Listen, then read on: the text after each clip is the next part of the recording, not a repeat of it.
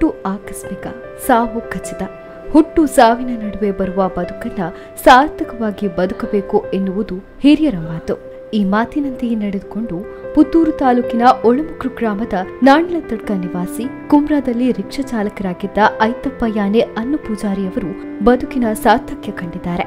ಹೌದು, ಕುಮ್ರಾದ ಪ್ರಥಮ ಆಟೋ ಚಾಲಕ ಎನ್ನುವ ಹಿರಿಮೆಗೆ ಪಾತ್ರರಾಗಿದ್ದ ಐತಪ್ಪ ಯಾನೆ ಅನ್ನು ಪೂಜಾರಿಯವರು ಅಕ್ಟೋಬರ್ 29ರಂದು ನಿಧನರಾಗಿದ್ದು, ಇವರ ಅಂಗಾಂಗವನ್ನ ದಾನ ಮಾಡುವ ಮೂಲಕ ಇವರ ಕುಟುಂಬ ಇತರರ ಬಾಳಿನಲ್ಲಿ ಬೆಳಕು ತರುವ ಕೆಲಸ ಮಾಡಿದೆ. ಒಳಮುಕ್ರು ಗ್ರಾಮದ ನಾಣ್ಲತಡ್ಕ ನಿವಾಸಿ ಐತಪ್ಪ ಯಾನೆ ಅನ್ನು ಪೂಜಾರಿ ಅವರು ಕಳೆದ 45 ವರ್ಷದಿಂದೀಚೆಗೆ ಕುಮ್ರಾದಲ್ಲಿ ರಿಕ್ಷಾ ಚಾಲಕರಾಗಿದ್ದವರು. ಕುಮ್ರಾ ಆಸುಪಾಸಿನಲ್ಲಿ ಚಿರಪರಿಚಿತರಾಗಿದ್ದ ವ್ಯಕ್ತಿ. ಸದಾ ಹಸನ್ಮುಖಿಯಾಗಿರುತ್ತಿದ್ದ ಇವರು ಯಾರಿಗೂ ಎಂದಿಗೂ ಕೇಡು ಬಯಸಿದವರಲ್ಲ.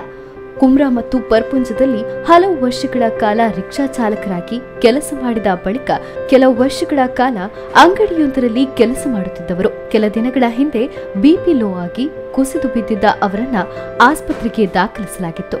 ಆದರೆ ಅಷ್ಟರಲ್ಲಿ ಬ್ರೈನ್ ಡೆಡ್ ಆಗಿದ್ದು ಬದುಕುವುದು ಕಷ್ಟ ಎಂದು ಹೇಳಿದರು. ನಮ್ಮ ತಂದೆ ಒಂದು 40-45 ವರ್ಷದಿಂದ ಕುಂಬ್ರದಲ್ಲಿ ಫಸ್ಟ್ ಅಲ್ಲಿ ಕುಂಬ್ರದಲ್ಲಿ ರಿಕ್ಷಾ ಚಾಲಕರಾಗಿ ಕೆಲಸ ಸ್ಟಾರ್ಟ್ ಮಾಡಿದ್ದವರು. 40-45 ವರ್ಷನೂ ರಿಕ್ಷಾ ಚಾಲಕರಾಗಿ, ಆಮೇಲೆ ಬೇರೆ ಪಿಕಪ್, ಬೇರೆ ಒಂದು ಬ್ಯಾಂಕಿದ್ದು ATM ಗಾಡಿ ಅದರಲ್ಲೂ ಚಾಲಕರಾಗಿ ಕೆಲಸ ಮಾಡಿರೋದು. ಆಮೇಲೆ ಒಂದು 10 ವರ್ಷದಿಂದ ನಮ್ಮ ನಾರಾಯಣ ಪೂಜಾರಿ ಮಡ್ಡಿಂಗಲ ಇವ್ರ ಜೊತೆ ಅವ್ರ ಅಂಗಡಿಯಲ್ಲಿ ಕೆಲಸ ಮಾಡ್ತಿದ್ರು. ಅಂದರೆ ಒಂದು ಸ್ವಲ್ಪ ಕಣ್ಣಿದ್ದು ಪ್ರಾಬ್ಲಮ್ ಆಗುತ್ತೆ ಅಂತೇಳಿ ಇಷ್ಟು ಅಂದರೆ ಅವ್ರದ್ದು ಜೀವಿತಾವಧಿಯಲ್ಲಿ ಆಲ್ಮೋಸ್ಟ್ ಅವ್ರದ್ದು ರಿಕ್ಷಾ ಚಾಲಕ ವೃತ್ತಿನೇ. ಸೊ ಅವರಿಗೆ ಈ ಥರ ಒಂದು ಅಂಗಾಂಗ ದಾನ ಮಾಡಬೇಕು ಅಂತ ಆ ಚಿಂತನೆ ಯಾರಿಗೆ ಹೊಳೆದದು? ಅಂಗಾಂಗ ದಾನದ್ದು ಚಿಂತನೆ ಉಳಿದಿದ್ದು ನನಗೇನೆ.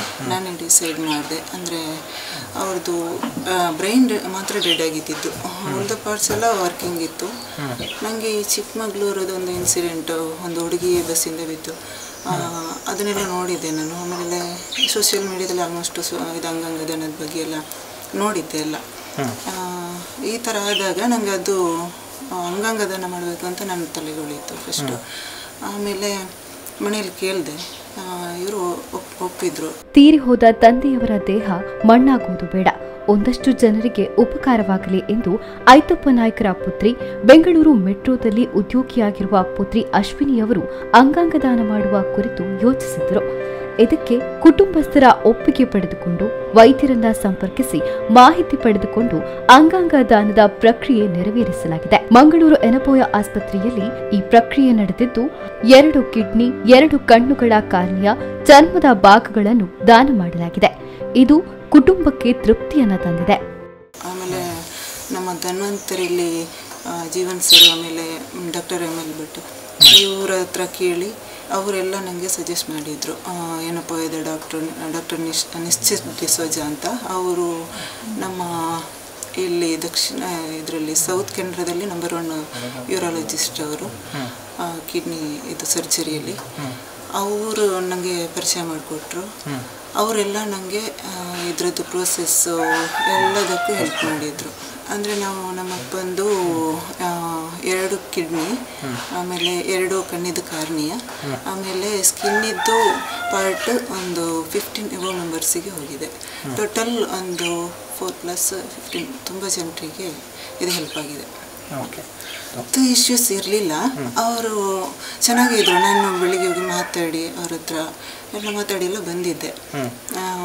ಆಮೇಲೆ ಸಂಜೆ ಅವರು ಮನೆಗೆ ಬರಬೇಕಾದ್ರೆ BP ಡೌನ್ ಆಗಿ ಬಿದ್ದಿದ್ದು ಅಂತ ಹೇಳ್ತಿದ್ದಾರೆ. ಹೆಂಗೆ ಬಿದ್ದಿದ್ದು ಅಂತ ನಮಗೂ ಕರೆಕ್ಟ್ ಗೊತ್ತಿಲ್ಲ. ಬಿದ್ದಿದ್ದಾರೆ, ಬಿದ್ದು ತಲೆಗೆ ಏಟಾಗಿದೆ. ಅದನ್ನು ನೋಡಿರೋ ತುಂಬ ಲೇಟಾಗಿದೆ ಗೊತ್ತಾಗಿರೋದು ನಮಗೆ. ಆಮೇಲೆ ಗೊತ್ತಾದ್ಮೇಲೆ ಇಮಿಡಿಯೇಟ್ ನಾವು ಹಾಸ್ಪಿಟಲ್ ಅಡ್ಮಿಟ್ ಮಾಡಿದ್ವಿ. ನಾವು ಕರ್ಕೊಂಡು ಹೋಗುವಾಗ ಅಲ್ಲಿ ಧನ್ವಂತರಿಲಿ ಡಾಕ್ಟರ್ ML ಭಟ್ ಎಲ್ಲ ತುಂಬ ಇದು ಮಾಡಿದ್ರು, ತುಂಬ ಡೆಡಿಕೇಶನ್ ಕೊಟ್ಟರು ಅವರು. ಬಟ್ ಇವ್ರದ್ದು ಕ್ರಿಟಿಕಲ್ ಇದೆ, ಬದುಕೋದೊಂದು 90% ಡೌಟ್ ಅಂತಲೇ ಹೇಳಿಬಿಟ್ರು ಅಲ್ಲಿ.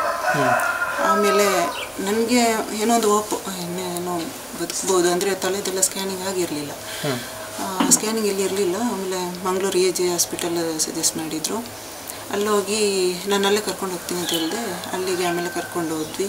ಅಲ್ಲಿ ತಲೆದು ಸ್ಕ್ಯಾನಿಂಗ್ ಮಾಡಿದಾಗ ಬ್ರೈನ್ ಇದು ಡ್ಯಾಮೇಜ್ ಆಗಿತ್ತು, ಬ್ಲಡ್ ಬ್ಲೀಡ್ ಆಗಿತ್ತು. ಅಲ್ಲಿನೂ ಕ್ರಿಟಿಕಲ್ ಇದು, ನಿಮ್ಮ ಕೈಯಲ್ಲಿ ಸಾಧ್ಯ ಇಲ್ಲ ಅಂತಲೇ ಹೇಳಿದರು. ಬಟ್ ಅವರೇನು ನನಗೆ ಈ ಥರ ಅಂಗಾಂಗ ದಾನ ಮಾಡ್ಬೋದು ಅಂತ ಹೇಳಲಿಲ್ಲ. ನಾನೇ ಆಮೇಲೆ ಯೋಚನೆ ಮಾಡಿ ಅಂಗಾಂಗ ದಾನ ಮಾಡಿದರೆ ಎಷ್ಟೋ ಜನರಿಗೆ ಹೆಲ್ಪ್ ಆಗ್ಬೋದು. ಸುಮ್ಮನೆ ಮನೆಗೆ ತಂದು ಈ ಥರ ಮಣ್ಣು ಮಾಡೋ ಬದಲು ಅಂಗಾಂಗ ದಾನ ಮಾಡಿದರೆ ಅಪ್ಪಂದು ಒಂದು ಜೀವ ಅವರಲ್ಲಿ ಕಾಣ್ಬೋದು ನಾವು. ಅವರ ಜೀವನ ಕೂಡ ಒಂದು ಒಳ್ಳೆಯದಾಗುತ್ತೆ ಅಂತ ಹೇಳಿ ನಾನೇ ನಿರ್ಧಾರ ತಗೊಂಡೆ. ಇದರ ಪ್ರೊಸೆಸ್ಸು ನಮಗೆ ಇಲ್ಲಿ ಸ್ಟೇಟ್ ಆಫ್ ಕರ್ನಾಟಕದ್ದು ಒಂದು ಜೀವ ಸಾರ್ಥಕತೆ ಸಂಸ್ಥೆ ಅಂತ ಇದೆ, ಅಂದರೆ ಸೋಟೋ ಅಂತ. ಇದ್ರ ಹತ್ರ ನಡೆಯುತ್ತೆ ಎಲ್ಲ. ಇವರು ಬಂದು ಇವರ ಟೀಮ್ ಒಂದು ಬಂದು ಅವರು ನಮ್ಮ ಮನೆಗೆ ನೈಟಲ್ಲೇ ನಡೀತಿದ್ದಲ್ಲ ಪ್ರೊಸೆಸ್. ನಾವು ಸಂಜೆ ಹೋಗಿದ್ವಿ, ನೈಟು ಇದ್ರ ಪ್ರೊಸೆಸ್ ನಡೆಯಿತು. ಅವರು ನಮ್ಮ ಮನೆಗೆ ಅವರೇ ಬಂದು ಒಣಗಿ ಇಲ್ಲಿ ನಮ್ಮ ಅಮ್ಮಂದು ನಾಮಿನಿ ಅಣ್ಣಂದು ಎಲ್ಲ ಸೈನ್ ತೊಗೊಂಡೋದ್ರು. 4 ಜನ ವಿಟ್ನೆಸ್ ಇದಕ್ಕೆ ಬೇಕಿತ್ತು ಅಲ್ಲಿ. ಆಮೇಲೆ ಅಲ್ಲಿ ಇವ್ರು ಏನಪ್ಪ ಇದು ಒಂದು ಟೀಮ್ ಇತ್ತು, ಟ್ರಾನ್ಸ್ಪ್ಲಾಂಟ್ ಟೀಮ್ ಅಂತ. ಆ ಟೀಮು ನಮ್ಮ ಜೊತೆ ಕೋಆರ್ಡಿನೇಟ್ ಮಾಡಿದರು. ಆಮೇಲೆ ಅಪ್ಪಂದು ಒಂದು ಕಿಡ್ನಿ ಅಲ್ಲೇ ಲೈವ್ ಆಗಿಯೇ ಅಲ್ಲೊಂದು ಪುವರ್ ಫ್ಯಾಮಿಲಿಗೆ ಟ್ರಾನ್ಸ್ಪ್ಲಾಂಟ್ ಮಾಡಿದರು. ಮೀಟ್ ಕೂಡ ಮಾಡಿಸಿದ್ರು. ಅಂದರೆ ತುಂಬ ಜನರಿಗೆ ಈ ಥರ ಅಂಗಾಂಗ ದಾನ ಮಾಡಿದರೆ ಅದು ಯಾರಿಗೆ ಹೋಗುತ್ತೋ, ಯಾವ ಥರ ಏನೋ ದುಡ್ಡಿಗೆ ಕೊಡ್ತಾರೋ ಈ ಥರ ಎಲ್ಲ ಇರುತ್ತೆ. ಬಟ್ ಎಲ್ಲನೂ ತುಂಬ ಲೈವ್ ಆಗಿ ನಡೆಯುತ್ತೆ. ನಮ್ಮ ಕರ್ನಾಟಕ ಗೌರ್ಮೆಂಟಿಂದಲೇ ಸಜೆಸ್ಟ್ ಮಾಡ್ತಾರೆ ಪೇಷಂಟ್ನ. ಅವ್ರು ರಿಜಿಸ್ಟರ್ ಮಾಡಿರ್ತಾರಲ್ಲ, ಅದರಲ್ಲಿ ಯಾರಿಗೆ ಕೊಡಬೇಕು ಅಂತ ಅವರೇ ಸಜೆಸ್ಟ್ ಮಾಡಿರ್ತಾರೆ. ಅವರಿಗೇ ನಾವು ಇದರಲ್ಲೇ ಅಂದರೆ ಲೈವ್ ಆಗಿಯೇ ಅವರಿಗೆ ಟ್ರಾನ್ಸ್ಪ್ಲಾಂಟ್ ಮಾಡ್ತಾರೆ. ಆಮೇಲೆ ನಮಗೆ ಅವತ್ತು ಮೀಟ್ ಕೂಡ ಮಾಡಿಸಿದ್ರು ಅವರ ಫ್ಯಾಮಿಲಿನ. ಆಮೇಲೆ ಇನ್ನೊಂದು 2 ಕಾರ್ನಿ ಎಲ್ಲ ಮಣಿಪಾಲ್ ಹಾಸ್ಪಿಟಲ್ಗೆ ಹೋಯಿತು. ಆಮೇಲೆ ಸ್ಕಿನ್ 2 ಒಂದು 15 ಮೆಂಬರ್ಸಿಗೆ ಅದು ಹೋಗಿದೆ. ಅಂದರೆ ಮಕ್ಕಳೆಲ್ಲ ಬರ್ನ್ ಆಗಿರುತ್ತಲ್ಲ ಫೈರಿಂದಾಗಿ, ಅವರಿಗೆಲ್ಲ ಇದು ಡೊನೇಟ್ ಆಗುತ್ತೆ. ಅಂದರೆ ಡೊನೇಷನ್ ಪ್ರೊಸೆಸ್ ಎಲ್ಲ ತುಂಬ ಲೈವ್ ಆಗಿ ನಡೆಯುತ್ತೆ, ಗೌರ್ಮೆಂಟ್ ಥ್ರೂನೇ ನಡೆಯುತ್ತೆ. ಆ ಥರ ಏನು ದುಡ್ಡಿಗೆ ಆ ಥರ ಅಂತ ಏನು ನಡೆಯಲ್ಲ. ಪ್ರೊಸೆಸ್ ತುಂಬ ಲೈವ್ ಆಗಿರುತ್ತೆ. ನಾನು ಹುಟ್ಟುವ ಮಕ್ಕಳಿಗೆ ಅವರು ಹುಟ್ಟುವ ಮೊದಲೇ ಅವರು ಡ್ರೈವರಾಗಿದ್ದರು.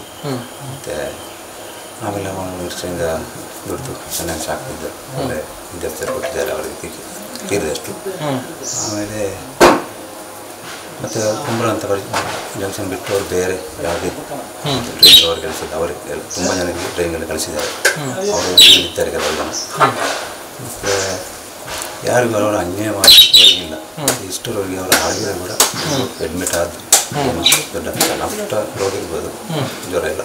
ಅದು ಬಿಟ್ಟು ಅವರ ಆರೋಗ್ಯ ಅಷ್ಟು ಚೆನ್ನಾಗಿತ್ತು. ಅವರಷ್ಟು ಅವ್ರಿಗೊಂದು ಏನೋ ಯೋಗ ಇತ್ತು.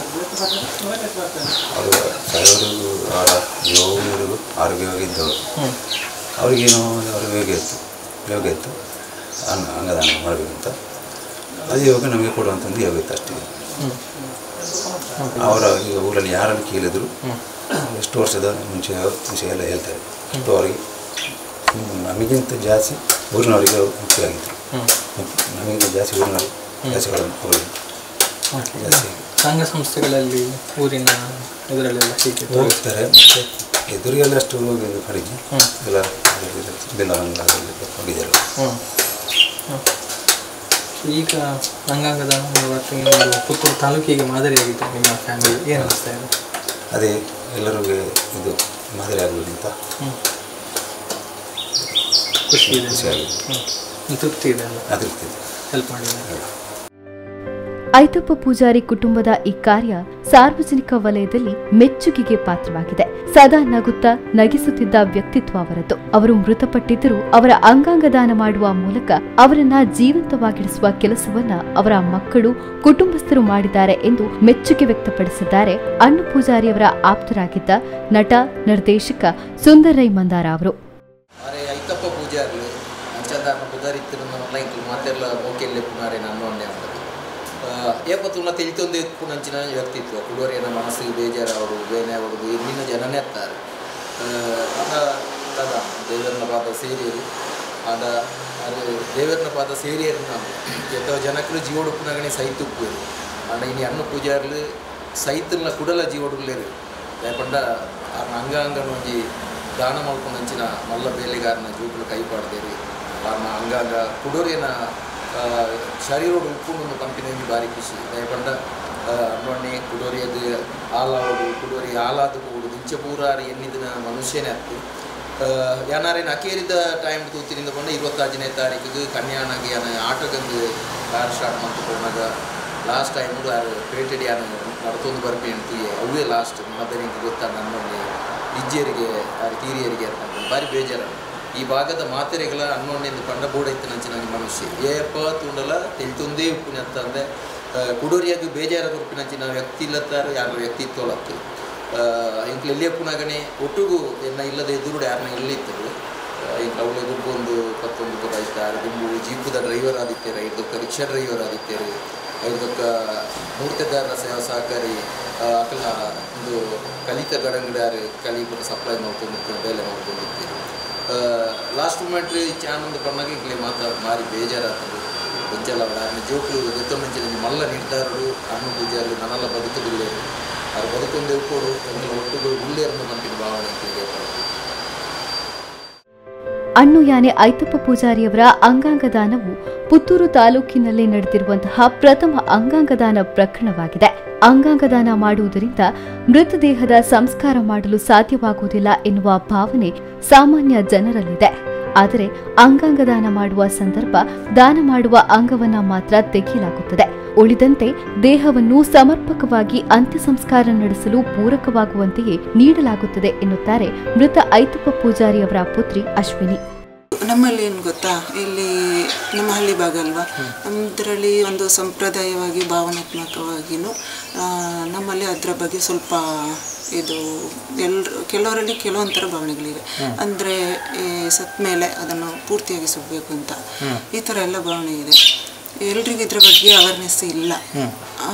ಸೊ ಏನಂದರೆ ಈಗ ನಾವು ಅಂಗಾಂಗ ದಾನ ಮಾಡ್ತೀವಲ್ಲ, ಅವ್ರು ಯಾವುದು ಬೇಕೋ ಅದಷ್ಟೇ ತಗೋತಾರೆ. ಆಮೇಲೆ ಅದನ್ನು ನೀಟಾಗಿ ಯಾವ ಥರ ಬಾಡಿ ಇದೆಯೋ ಅದೇ ಥರ ನಮಗೆ ರಿಟರ್ನ್ ಮಾಡ್ತಾರೆ. ನಾವು ಎಲ್ಲನೂ ಸಂಪ್ರದಾಯಬದ್ಧವಾಗಿಯೇ ಅದನ್ನು ನಾವು ಆ ಕಾರ್ಯ ಏನಿದೆ ಮಾಡ್ಬೋದು. ನಾವು ಇದ್ರ ಬಗ್ಗೆ ಎಲ್ರಿಗೂ ಒಂದು ಸ್ವಲ್ಪ ಜಾಗೃತಿ ಬೇಕು ಅನಿಸ್ತಾ ಇದೆ ನನಗೆ.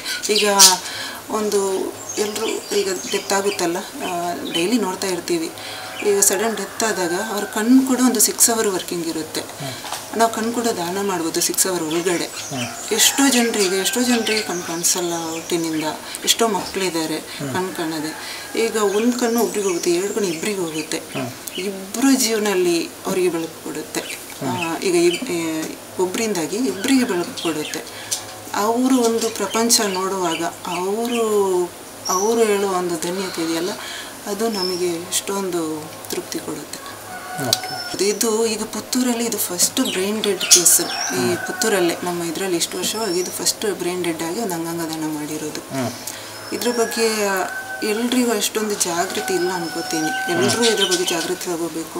ಸುಮ್ಮನೆ ತಂದು ಡೆಡ್ ಆಯಿತು ಅಂತ ಕಾರ್ಯ ಮಾಡೋ ಬದಲು ಅಟ್ಲೀಸ್ಟ್ ಕಣ್ಣಾದರೂ ದಾನ ಮಾಡಬೇಕು. ಒಂದು ಇಬ್ಬರಿಗಾದರೂ ಜೀವನ ಕೊಡಬೇಕು. ಇಲ್ಲಿ ಬಂದು ನಾವು ಇಷ್ಟು ಜೀವನ ಮಾಡಿ ಸುಮ್ಮನೆ ಸತ್ಮೇಲೆ ಸುಮ್ಮನೆ ಹೋಗೋ ಬದಲು ಏನೋ ಒಂದು ಕೊಟ್ಟು ಹೋಗಬೇಕು ಅಂತ ನನ್ನ ಆಸೆ. ಈ ಮೂಲಕ ಐತಪ್ಪ ಯಾನೆ ಅಣ್ಣು ಪೂಜಾರಿಯವರ ಕುಟುಂಬ ಒಂದು ಉತ್ತಮ ಕೆಲಸ ಮಾಡಿದೆ. ಈ ಮೂಲಕ ಒಂದಷ್ಟು ಮಂದಿಗೆ ಮರುಜೀವ ಒದಗಿಸಿದೆ. ಮನೆಯವರ ಈ ಸಹೃದಯತೆಗೆ ಸಾರ್ವಜನಿಕ ವಲಯದಿಂದ ವ್ಯಾಪಕ ಪ್ರಶಂಸೆ ವ್ಯಕ್ತವಾಗುತ್ತಿದೆ. ಅಂಗಾಂಗ ದಾನದ ಬಗ್ಗೆ ಎಲ್ಲೆಡೆ ಜಾಗೃತಿ ಅರಿವು ಮೂಡಿ ಮಣ್ಣಾಗಿ ಬೂದಿಯಾಗಿ ಹೋಗುವ ದೇಹಗಳು ಒಂದಷ್ಟು ಜೀವಗಳ ಉಳಿವಿಗೆ ಕಾರಣವಾಗಲಿ ಎನ್ನುವುದು ಸುದ್ದಿಯ ಆಶಯವಾಗಿದೆ. ಸುಧಾಕರ್ ಪಡೀಲ್ ಜೊತೆ ಗೌತಮ್ ಶೆಟ್ಟಿ, ಸುದ್ದಿ ನ್ಯೂಸ್, ಪುತ್ತೂರು. ಆಹ್ಲಾದಕರ ಅನುಭವ, ತಾಜಾತನ ಹಾಗೂ ರುಚಿಯೊಂದಿಗೆ ನಿಮ್ಮ ಮನಸ್ಸನ್ನ ಮುದಗೊಳಿಸಲು ಬಳಸಿ ವಿದ್ಯಾ coffee. For enquiry contact 08041722212 42100916. For trading and distribution contact 6366033581. ಸುದ್ದಿ ಚಾನಲ್, ಕ್ಷಣ ಕ್ಷಣದ ಸುದ್ದಿಗಾಗಿ.